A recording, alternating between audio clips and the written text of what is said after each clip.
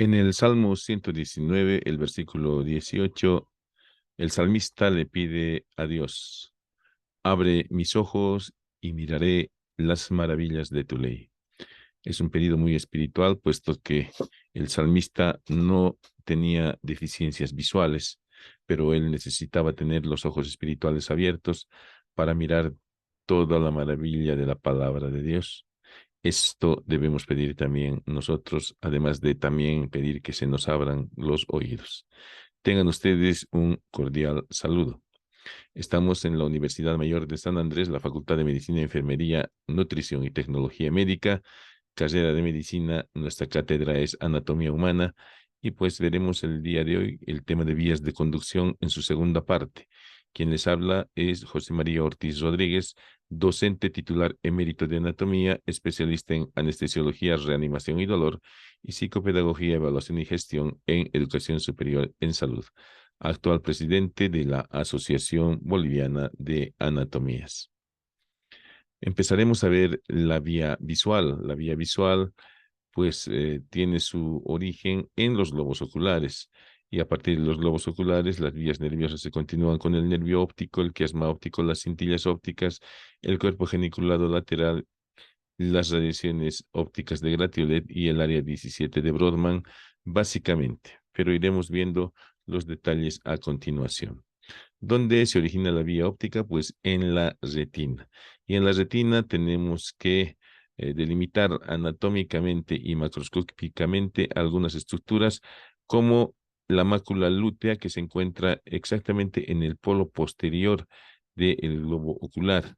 La mácula lútea, que tiene un diámetro transversal de 3 milímetros, un diámetro vertical de 1,5 milímetros, tiene en su parte central una depresión donde se encuentra la denominada fóvea centralis.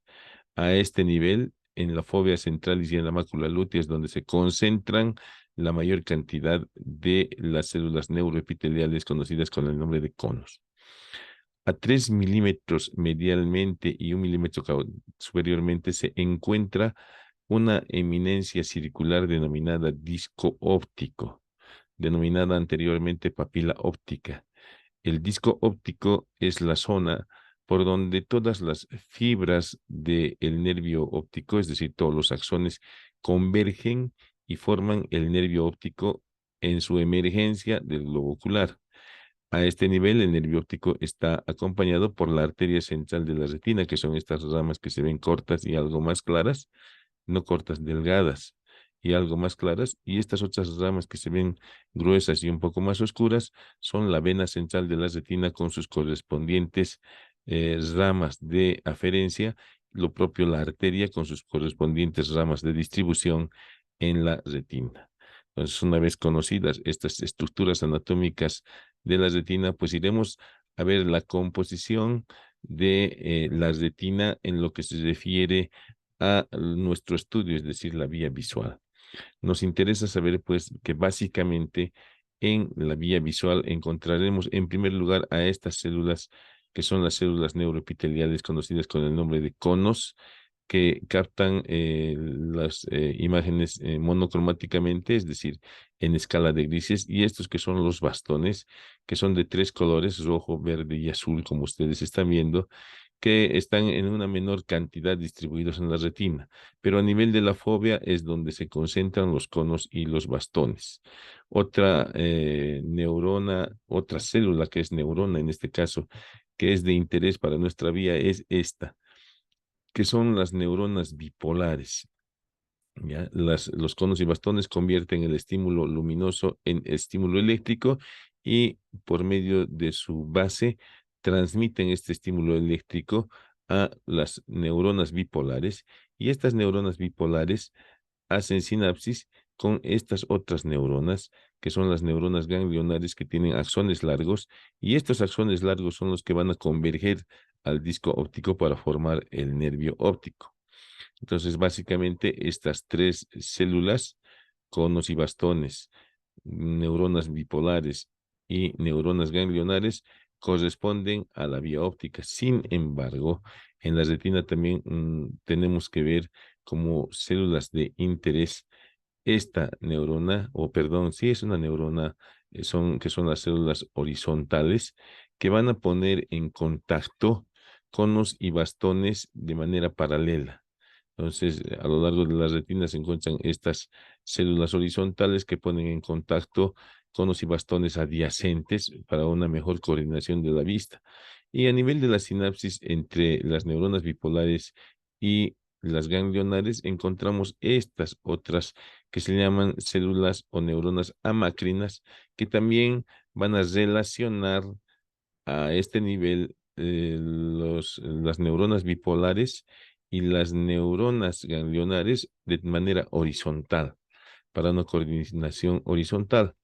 Y entre todas ellas vamos a encontrar a estas que se llaman células de Müller, que vienen a ser las células de sostén, que abarcan desde las capas más profundas hasta las más superficiales de la retina.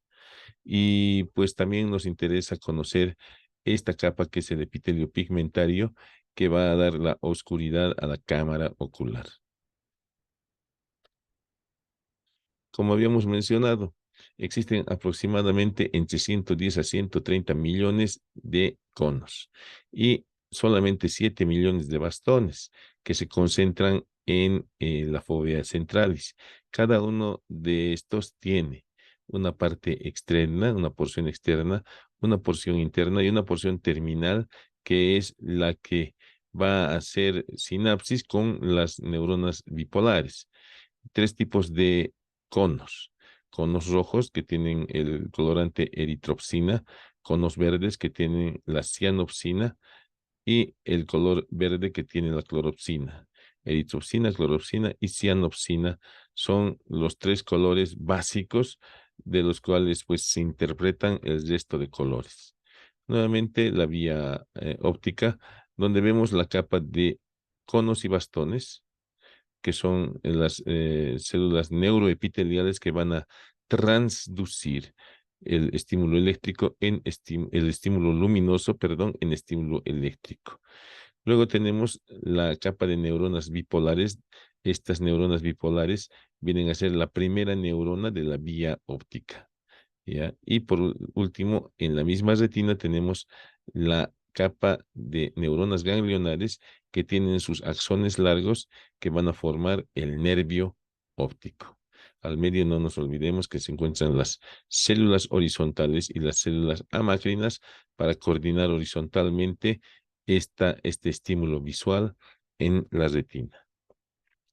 Y ahí tenemos otra imagen donde vemos la capa pigmentaria, la capa de conos y bastones, las neuronas bipolares y las neuronas ganglionares, cuyos axones largos van a converger hacia el disco óptico y formarán el nervio óptico. Pues estas células, conos y bastones ganglionares y bipolares, están distribuidos en la retina en cuatro cuadrantes: un cuadrante superomedial, inferomedial, un superolateral y un inferolateral, que van componiendo pues los cuadrantes nasales y los cuadrantes temporales. No nos olvidemos que los cuadrantes nasales, que están cerca a las fosas nasales en la línea media, pues van a ser los que van a ver el campo temporal. Ya los campos nasales retinianos ven el campo visual temporal y viceversa. Los campos visuales retinianos temporales son los que van a ver el campo visual nasal. Y aquí tenemos precisamente todo esto, ¿no? Los campos nasales y los campos temporales distribuidos por cuadrantes, lo cual aplicaremos cuando estemos viendo la zona de llegada de los axones de esta zona. Pues estamos viendo aquí cómo el estímulo luminoso llega, es la flecha que llega hasta la capa pigmentaria. En la capa pigmentaria pues estimula a los conos y bastones. Estos transducen ese estímulo luminoso en estímulo eléctrico, que a través de la primera neurona, que son las células bipolares, pasa a la segunda neurona, que son las células ganglionares, y a través de sus axones se formará el nervio óptico. Y ahí tenemos precisamente el nervio óptico, que tiene un recorrido dentro de la cavidad orbitaria en el conducto óptico, en el esfenoides, y en la cavidad craneana antes de llegar al quiasma óptico.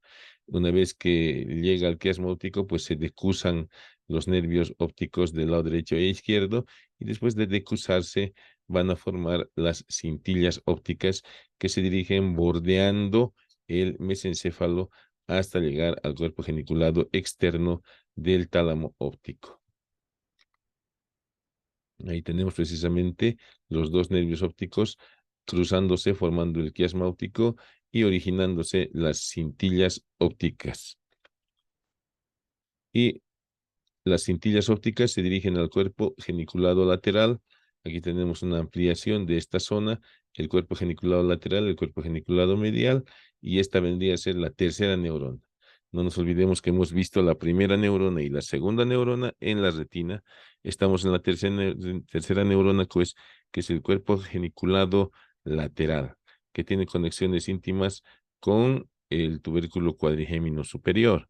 El tubérculo cuadrigémino superior forma parte de la vía visual refleja, como veremos más adelante. El cuerpo geniculado externo tiene una composición bastante compleja, tiene aproximadamente 6 capas de neuronas. Las dos primeras capas vienen a denominarse vía magnocelular y las restantes vienen a llamarse vía parvocelular. Y aquí tenemos precisamente la distribución de las capas que presentan los cuerpos geniculados laterales del tálamo óptico. La primera y la segunda hemos dicho que pertenecen a la vía magnocelular, y de la 3 a la 6 a la vía parvocelular. ¿Cuál es la implicación de esta diferenciación anatómica? Pues en la vía magnocelular, donde encontramos neuronas de tamaño mayor, pues se encargan de captar visualmente el movimiento. Estas neuronas responden a estímulos con ráfagas breves, como en las cámaras fotográficas se hace actualmente en la modalidad deporte. Son neuronas de conducción rápida. Y la vía parvocelular, donde las neuronas son de menor tamaño, ¿sí? Van a distinguir el color de lo que estamos viendo y la textura, ¿sí? Estas neuronas o células ganglionares P responden, o sea, parvocelulares responden a estímulos con disparos sostenidos. Su conducción no es rápida ni lenta, es media. Y de estas neuronas, pues, parten por las radiaciones ópticas de Gratiolet hacia el área 17 de Brodmann los axones, y aquí terminan en el área 17 de Brodmann, distribuidos de la siguiente manera, ¿no? Estamos viendo que en las dos áreas 17 de Brodmann de los dos hemisferios cerebrales se distribuyen los campos visuales. Entonces, el campo visual superior derecho, el campo visual superior derecho en el ojo izquierdo es el campo visual superior derecho, y en el ojo derecho es este. Estos dos, el campo visual superior derecho se distribuye en estas zonas 11, 7 y 3. ¿Dónde están estas zonas 11, 7 y 3? En este campo, 11, 7 y 3, en el hemisferio izquierdo, ¿sí? El campo visual superior izquierdo, aquí está, superior izquierdo, se distribuye en estas zonas 1, 5 y 9. 1, 5 y 9 en el hemisferio derecho. Y a nivel de la fobia se encuentran los campos 1, 2, 3 y 4. 1, 2, 3 y 4 que corresponden a la parte periférica de la cisura calcarina, ¿sí? El campo visual inferior izquierdo, o sea, lo que se ve en este cuadrante y en este cuadrante llega a estas zonas 2, 6 y 10. 2, 6 y 10 en el hemisferio derecho, perdón. Y así sucesivamente también el otro campo visual inferior derecho se proyectará en las zonas 4, 8 y 12, que son estas. Entonces, así es la distribución de las neuronas para los diferentes campos visuales de ambos ojos. En resumen, pero podemos decir simplemente que la zona visual primaria es el área 17 de Brodmann. Y adyacente al área 17 de Brodmann, que es esta que está pintada en amarillo, tenemos la naranja, que es 18, y la azul, que es la 19. Lo que van a coordinar las neuronas de estas dos áreas psicovisuales es la orientación de lo que estamos viendo, la frecuencia espacial, tamaño, color, forma, orientación de los contornos y nitidez de los contornos, si el estímulo es parte de la figura o si hay un fondo, almacena en la memoria de reconocimiento de objetos. Ahí se encuentran estas dos áreas, la memoria que se llama fotográfica. Conversión de la memoria a corto plazo para recuerdos de objetos de memoria a largo plazo. Nuevamente estamos hablando aquí de esa memoria fotográfica, pero muchas veces tenemos una memoria fotográfica a corto plazo que la desechamos. Lo que necesitamos en nuestro estudio es una memoria a largo plazo. También, pues, estas dos van a detectar la intensidad de luz y de aquí partirán, pues, algunos axones para la vía refleja para modular la intensidad de luz que entra en el globo ocular. Detección de patrones, ¿no? Si todas las rejas son verdes, por ejemplo, si todas las paredes son blancas en una ciudad, patrones de movimiento, de rastreo visual, para ver cómo juega un determinado jugador o si todos juegan igual algún deporte, discriminación de gestos digitales, atención sostenida para el color y la forma, procesamiento de la información que vemos en el espacio, atención basada en las características del objeto, atención de orientación selectiva a la forma, color del objeto y la imaginería mental. En el área 18 y 19 es donde nosotros, con nuestros recuerdos, podemos armar propias historias imaginativamente. Básicamente, en el lóbulo occipital, en el área 1, que está aquí en verde, que corresponde al área 17, es la exploración e inscripción general. El área 2, la visión estereoscópica, es decir, con ambos ojos. El área 3 se calcula la profundidad y la distancia básicamente. En el área 4, en las dos áreas 4, se distingue el color. En el área 5 se distribuye el movimiento, las células magnocelulares. Y en el área 6, que es la parte central, la determinación de la posición absoluta del movimiento. Cuando esos son datos ya funcionales. ¿Qué pasa cuando se lesiona la vía óptica? Si la lesión se produce en el nervio óptico, pues habrá ceguera del ojo afectado. Como a nivel del quiasma óptico se decusan las fibras, si la lesión es en el quiasma óptico, se produce lo que se llama hemianopsia bitemporal, es decir, que se deja de ver los campos temporales. Y si la lesión es en la cintilla óptica, habrá hemianopsia homónima, es decir, que el mismo lado de la retina de ambos ojos estará sin visualización. Y cuando se produce la lesión en las radiaciones ópticas de gratio LED que están llegando al área 17 de Brodmann, habrá una hemianopsia homónima con ausencia de visión central, es decir, los colores. ¿Cuáles son las vías ópticas reflejas?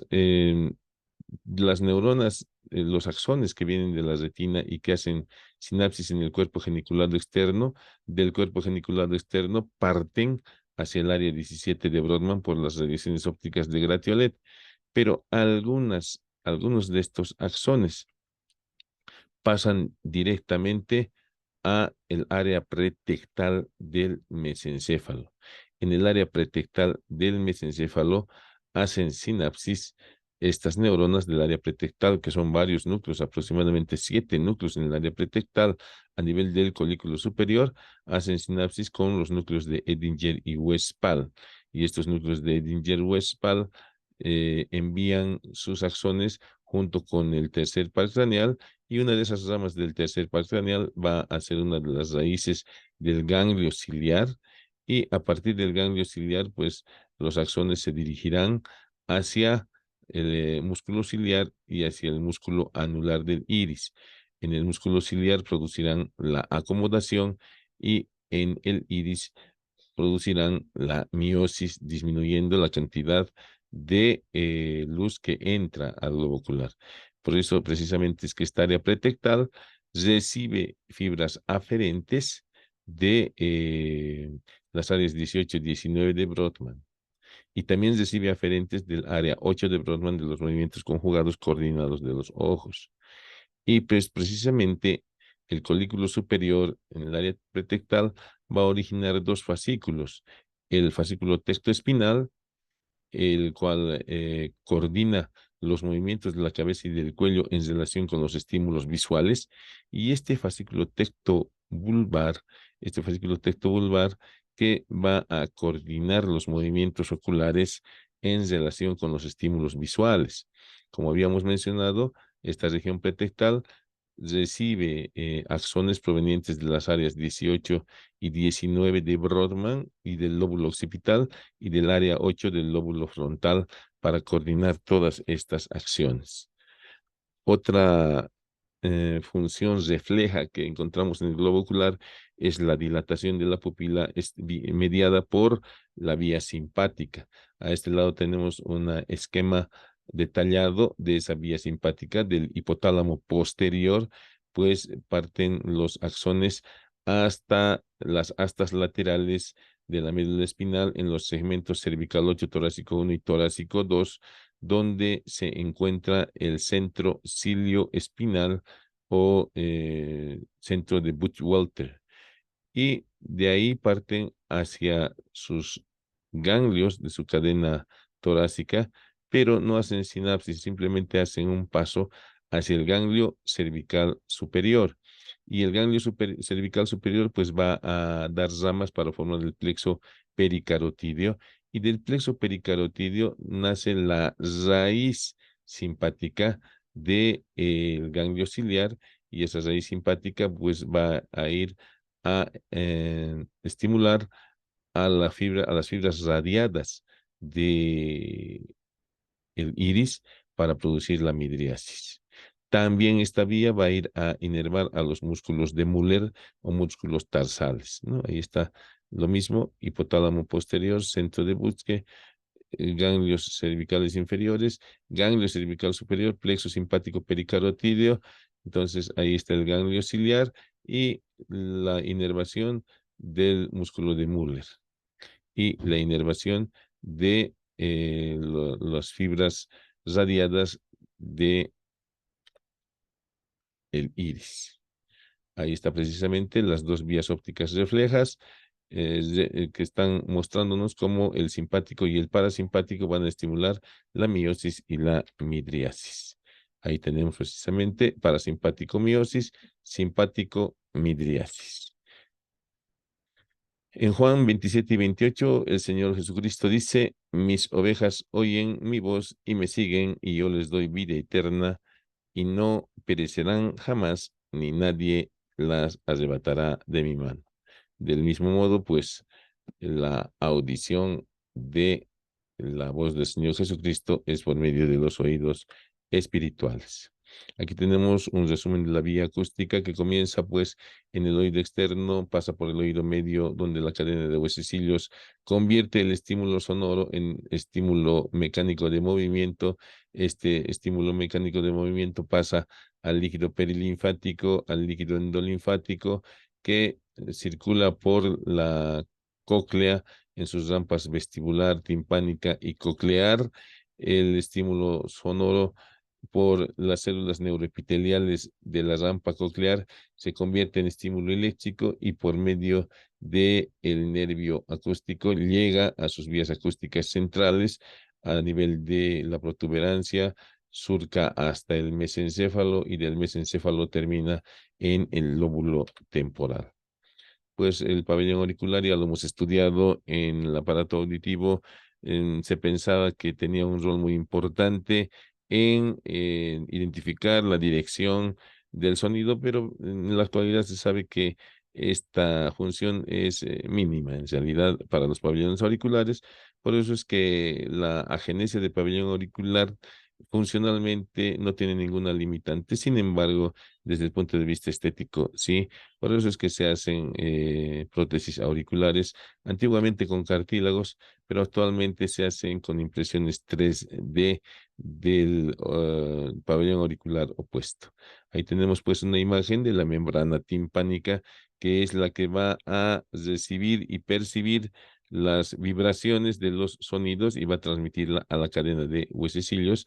Y ahí está la cadena de huesecillos con el martillo, yunque y estribo, la platina del estribo, no nos olvidemos que es la que va a hacer, se va a articular con la ventana oval por medio de una sindesmosis timpanostapédica, y es la que va a transmitir el movimiento de la cadena de huesecillos a el líquido perilinfático, convirtiéndola en una onda líquida.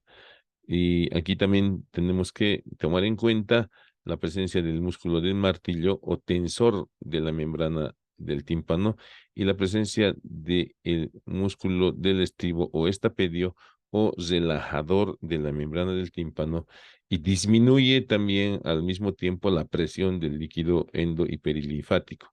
Lo que hace el músculo del martillo es opuesto, aumenta la presión del líquido endo y perilinfático. También pues hemos estudiado la presencia de la trompa timpánica o tuba auditiva, que comunica la nasofaringe con el oído medio y que sirve para mantener las presiones a ambos lados de la membrana del tímpano. Y ahí tenemos pues en el oído interno al caracol con sus 2 vueltas y media, que contiene en su interior al órgano de Corti, ¿no? Y ahí estamos viendo la lámina espiral que está dividiendo dos rampas: la rampa timpánica, que es la inferior, y la rampa vestibular, que es la superior. A estas pues se les agrega la rampa coclear, que es la rampa media, por medio de la membrana basilar y la membrana de Reisner. La membrana basilar que parte del contorno de la lámina espiral hasta la lámina de los contornos, y la membrana de Reisner del mismo modo, y de este modo, de esta forma, están formando esta nueva rampa, que es la rampa coclear, que es el sustrato anatómico de la audición. Ahí tenemos la rampa coclear, hacia arriba la vestibular, hacia abajo la timpánica. En, en la rampa vestibular y timpánica está el líquido perilinfático, pero en el conducto coclear se encuentra el líquido endolinfático. La membrana de Reisner es una membrana epitelial simplemente, que une el vértice de la lámina espiral con la lámina de los contornos, lo mismo que la membrana basilar.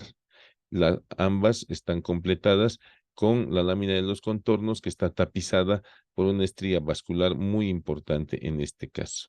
Pues encontraremos a nivel del aparato coclear propiamente dicho la presencia de una hilera central de células neuroepiteliales y unas 3 hileras periféricas de células neuroepiteliales, que están cubiertas por una membrana tectriz. Estas células neuroepiteliales se caracterizan porque tienen unos cilios en su parte periférica, y esos cilios son los que van a captar el movimiento del líquido endolinfático, y ese movimiento lo van a transducir en estímulo eléctrico, que va a ser transportado hasta estas neuronas bipolares.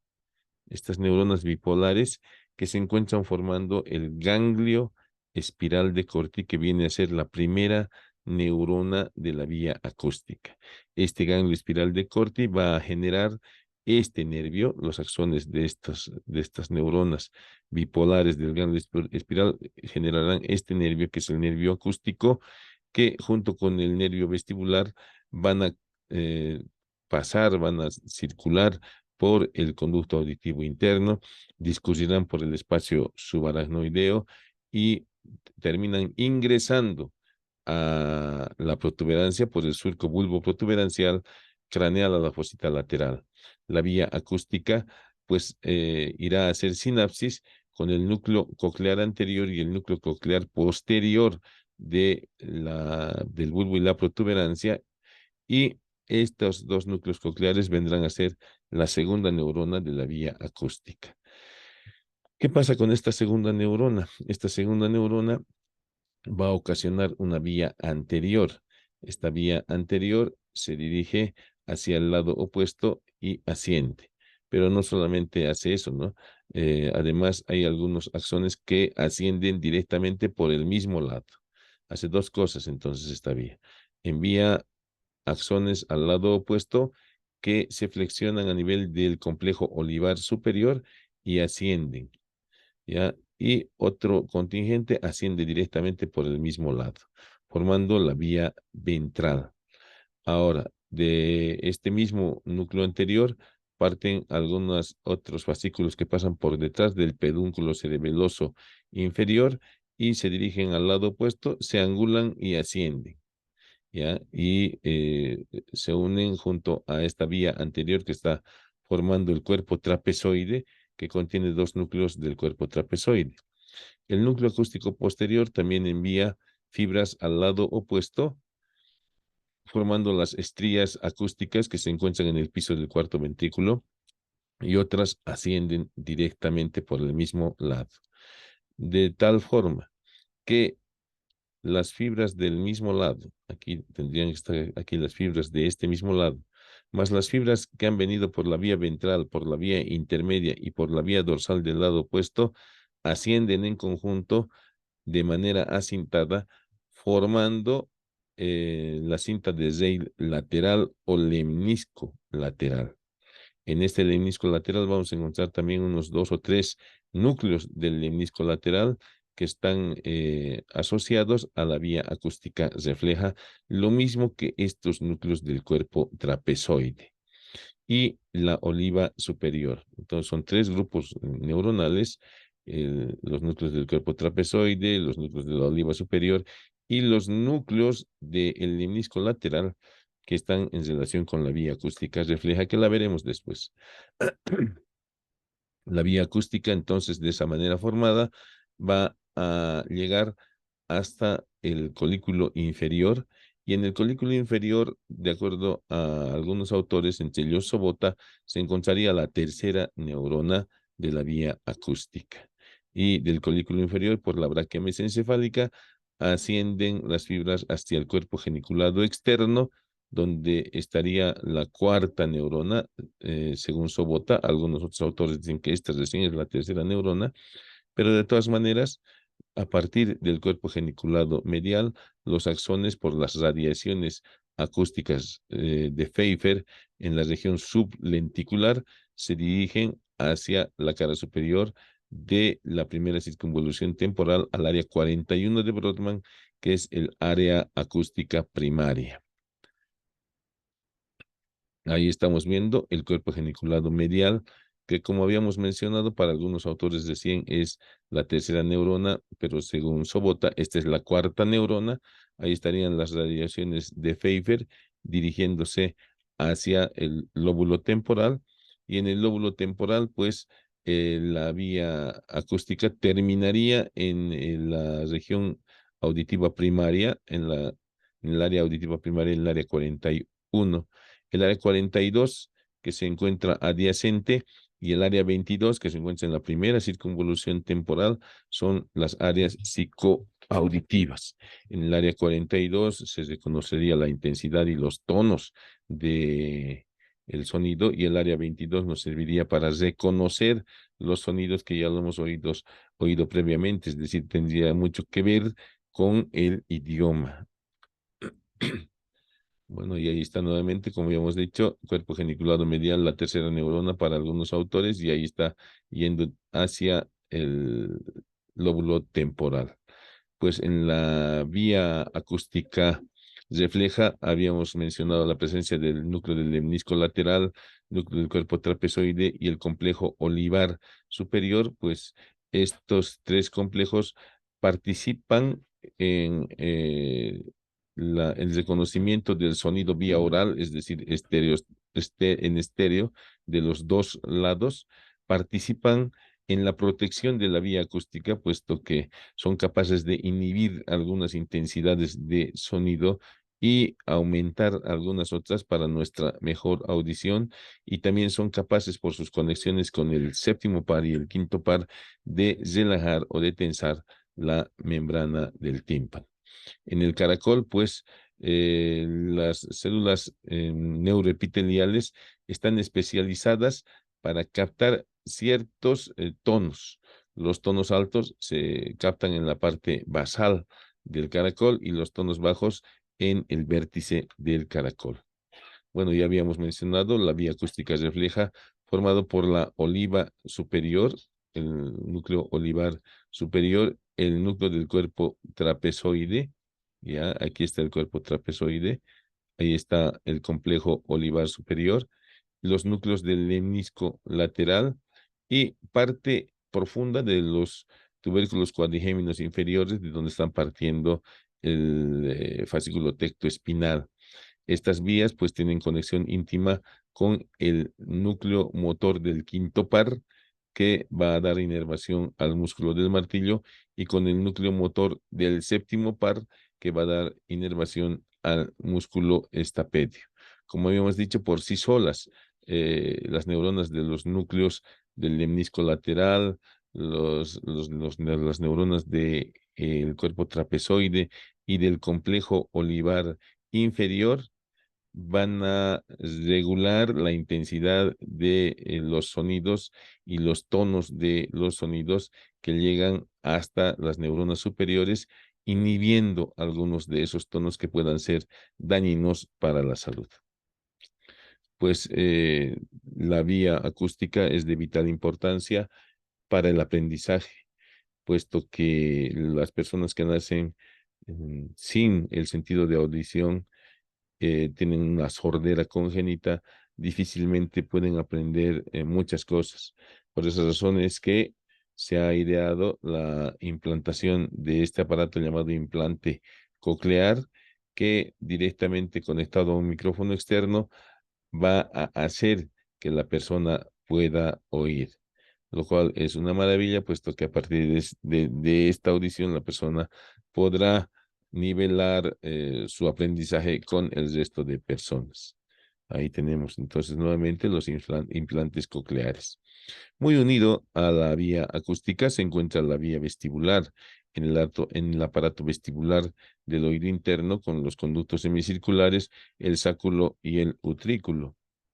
Pues la vía vestibular comienza en las ampollas de los conductos semicirculares a nivel de las crestas ampulares, y en el sáculo y en el utrículo a nivel de esas placas que tienen, esas máculas que tienen el sáculo y el utrículo. En cada una de estas, en las crestas ampulares y en las máculas del sáculo y el utrículo, existen células neuroepiteliales con cilios que van a captar los movimientos. No nos olvidemos que los conductos semicirculares superior, posterior y externo están orientados en las tres dimensiones del espacio.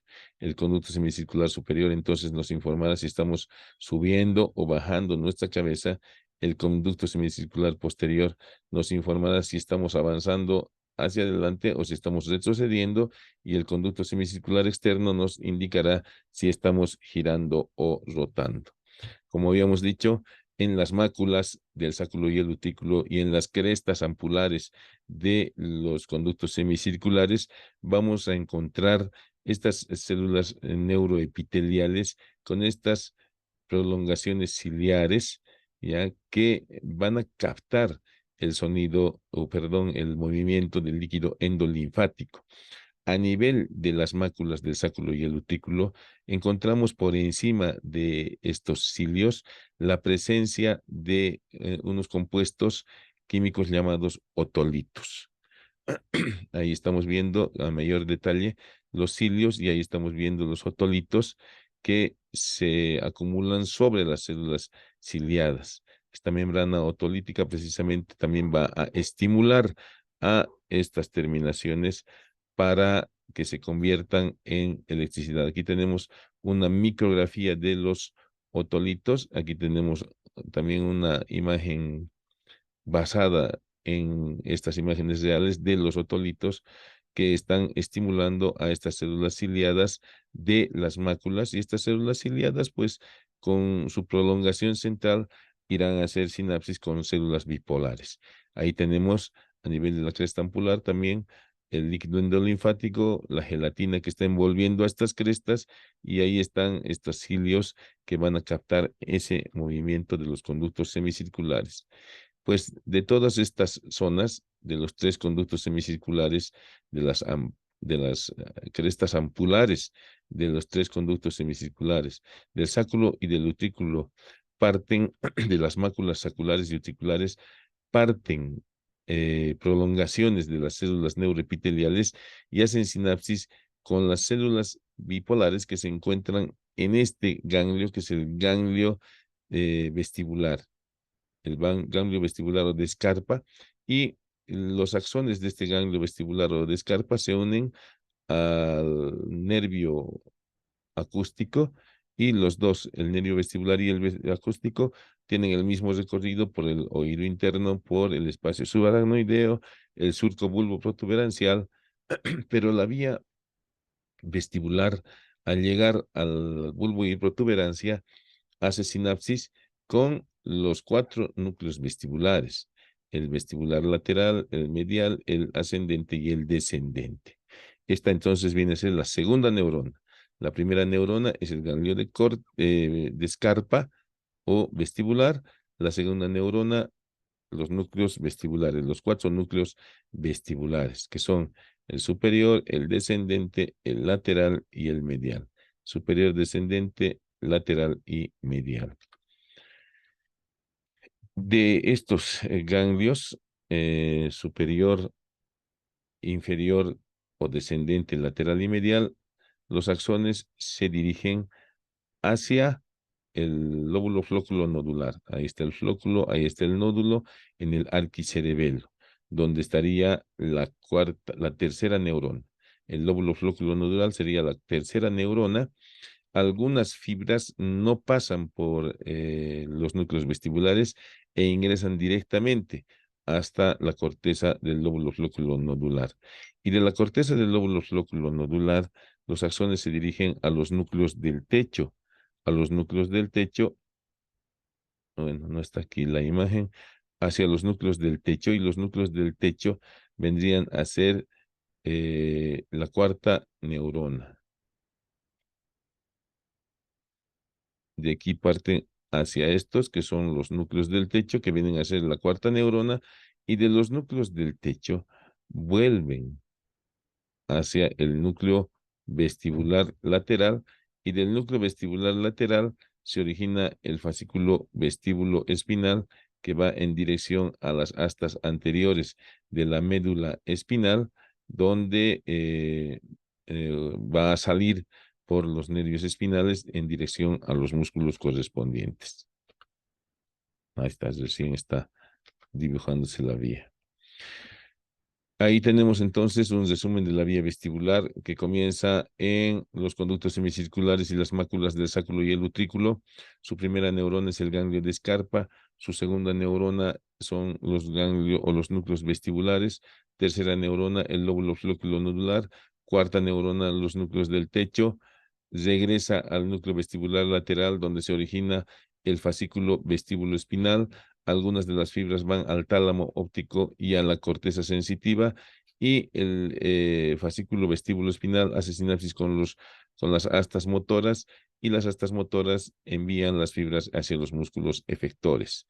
Las vías vestibulares reflejas, pues por medio del fascículo longitudinal medial, van a hacer sinapsis con los núcleos de los músculos oculares, tercer paracraneal, cuarto paracraneal, sexto paracraneal, para los movimientos oculares combinados con los estímulos auditivos, y además este es el sustrato anatómico para los movimientos anormales de los globos oculares, llamados nistagmo. Además, también va a hacer sinapsis con el núcleo dorsal del vago, lo cual va a ser un sustrato anatómico importante para las náuseas y los vómitos que ocurren ante estímulos acústicos. El otro componente de estas vías pues viene a ser la vía gustativa. La vía gustativa que va a dirigirse al sistema nervioso central por medio de los pares craneales séptimo, noveno y décimo. El dorso de la lengua, entonces, en su mucosa nos presenta las papilas linguales caliciformes, filiformes, fungiformes y lateralmente las papilas foliadas.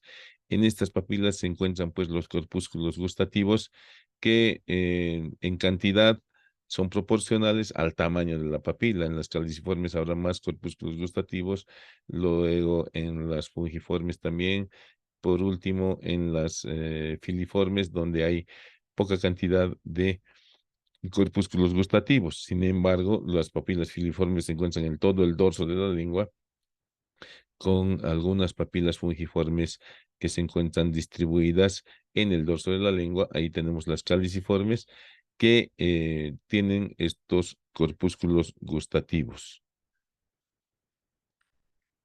Ahí están precisamente las papilas filiformes, ahí están las papilas caliciformes, y pues de acuerdo a la región que nosotros veamos, la vía gustativa va a captar los diferentes sabores.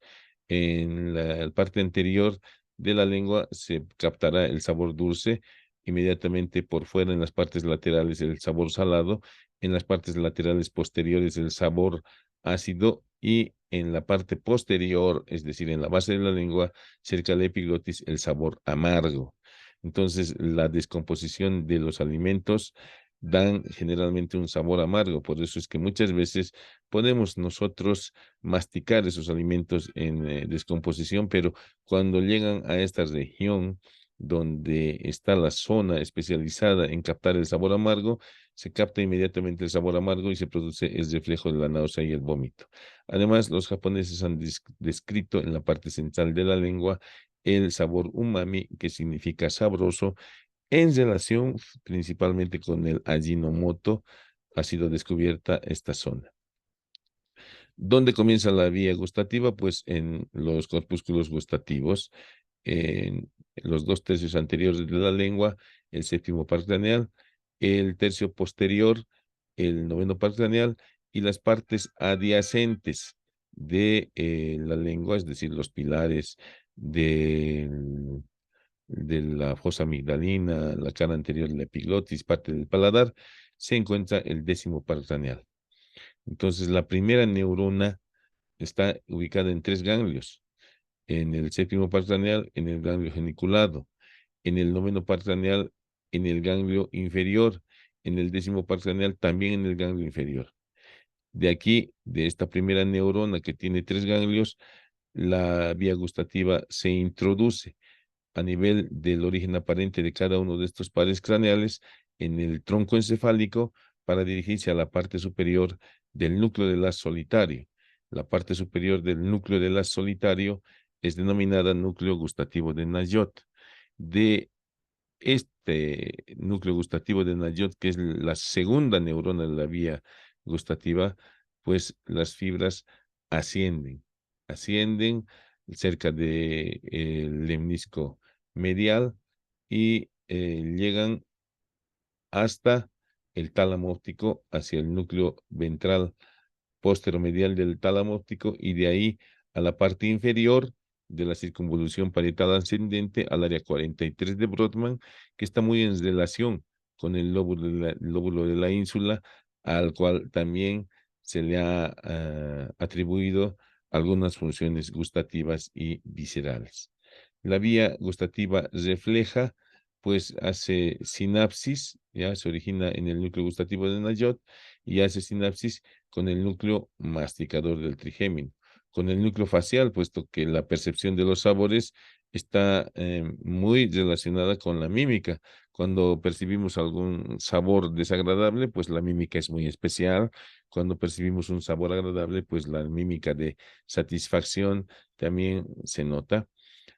Con los núcleos salivales superior e inferior, muy importante, puesto que una buena degustación depende de la cantidad de saliva que hay. Con el núcleo dorsal del vago, ya para los reflejos nauseosos, y el reflejo normal de la deglución, lo mismo que con el núcleo del glosofaringio y del hipogloso, puesto que Para degustar bien, pues tenemos que mantener los alimentos dentro de la boca, masticarlos bien con los movimientos de la lengua, con los movimientos del trigémino, ¿no? El núcleo masticador del trigémino. Entonces, esta vía gustativa refleja, coordina todas estas acciones mediadas por todos estos núcleos. En la segunda carta del apóstol Pablo a los Corintios, en el capítulo 2, versículos 14 al 16, dice: Mas a Dios gracias, el cual nos lleva siempre en triunfo en Cristo Jesús, y por medio de nosotros manifiesta en todo lugar el olor de su conocimiento, porque para Dios somos grato olor de Cristo en los que se salvan y en los que se pierden. A estos ciertamente olor de muerte para muerte, y a aquellos olor de vida para vida, y para estas cosas, ¿quién es suficiente? Pues nuevamente vemos que paralelamente a nuestro sentido somático del olfato, de la visión, de la audición, existen sentidos espirituales. Pues nosotros cuando estamos en Cristo, para Dios tenemos el olor de Cristo y por eso es que nos recibe como hijos. Si queremos ser hijos de Dios, pues debemos ser obedientes a sus mandamientos. La vía olfatoria comienza pues en las fosas nasales, se continúa por este órgano importante que es el bulbo olfatorio, las cintillas olfatorias, no ingresa al tálamo óptico, directamente hace conexión con su corteza que está en la quinta circunvolución temporal. Por esa razón que muchos autores y neurofisiólogos consideran que la vía olfatoria en realidad no vendría a ser una vía, sino es una prolongación anterior del encéfalo. Y pues la primera neurona de esta vía se encuentra en las células bipolares en la parte superior de las fosas nasales, tanto en el tabique como en la pared lateral, abarcando una superficie de 5 centímetros cuadrados. Son neuronas bipolares que están formando la primera neurona en la mucosa olfatoria. Estas neuronas, con su axón central, pues van juntándose y van formando fascículos cada vez más gruesos que van a pasar al interior del cráneo por medio de la lámina cribosa del etmoides. Entonces, la prolongación periférica de estas neuronas bipolares tiene estos penachos, estos cilios, que están cubiertos de moco. Sin embargo, los odorivectores van a llegar hasta estas regiones. Entonces, tenemos 10 a 100 millones de receptores en la mucosa nasal olfatoria. Entonces, imagínense, los que tienen 10 tendrán un olfato bastante deficiente y los que tienen 100 millones, un buen olfato. No nos olvidemos que en la última pandemia que hemos tenido, esperemos que sea la última, pues estas neuronas eran afectadas, eran destruidas por el coronavirus y por eso venía el síndrome de anosmia. Ahora, ¿por qué se recupera uno de la anosmia? Puesto que estas son neuronas que está comprobado que se regeneran periódicamente. La segunda neurona de la vía olfatoria se encuentra pues en el bulbo olfatorio, estructura anatómica ya conocida por nosotros, que se apoya en los surcos olfatorios por encima de la lámina cribosa del etmoides.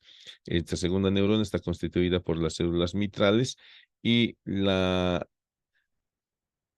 sinapsis de la prolongación central de las neuronas bipolares, más la sinapsis horizontal paralela que existe entre ellas gracias a estas células internunciales, van a formar lo que se llama el glomérulo olfatorio. Ahí tenemos nuevamente el glomérulo olfatorio, gracias a estas neuronas o células periglomerulares, y pues de este glomérulo olfatorio las fibras se dirigirán hacia la cintilla olfatoria.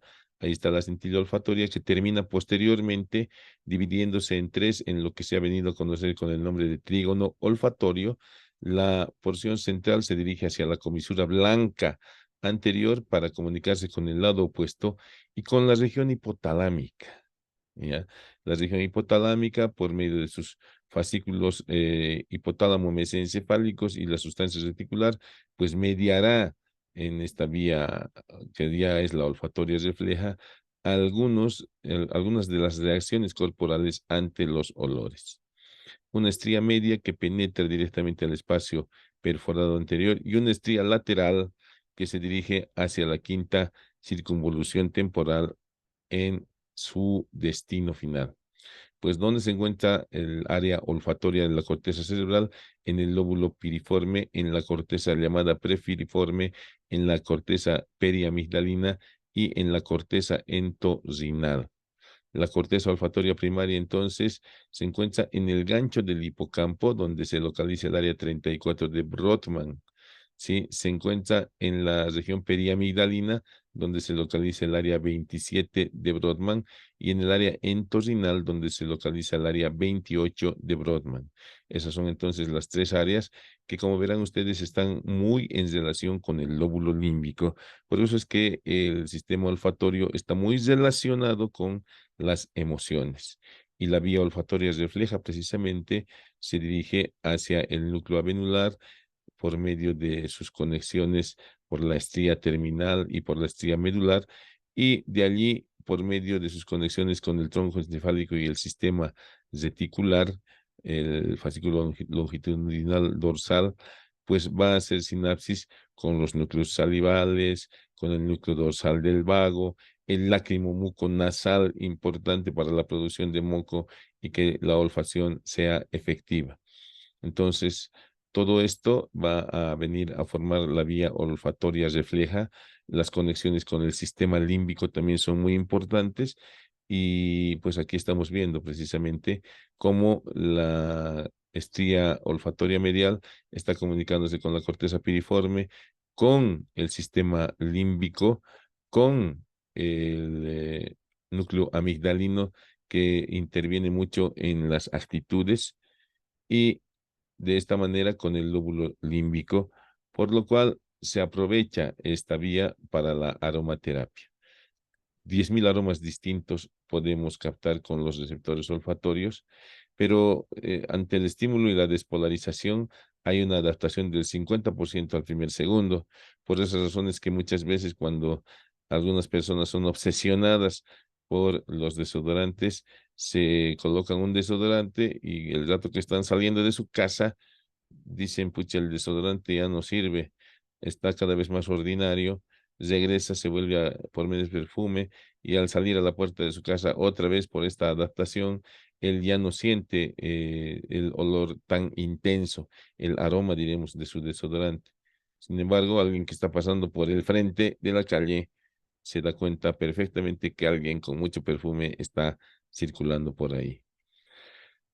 Pues las conexiones de la vía olfatoria con el sistema límbico han sido utilizadas para lo que se conoce con el nombre de aromaterapia.